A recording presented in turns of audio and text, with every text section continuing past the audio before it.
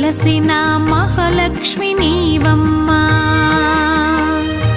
నీ సేవలను మేము సేతుమమ్మా. మా ఇంట వెలసిన మహాలక్ష్మి నీవమ్మా, నీ సేవలను మేము సేతుమమ్మా. పసుపు కుంకుమలతో నారికేలములతో, పసుపు కుంకుమలతో నారికేలములతో నీ పూజ ఘనముగా చేయుదము తులసమ్మ.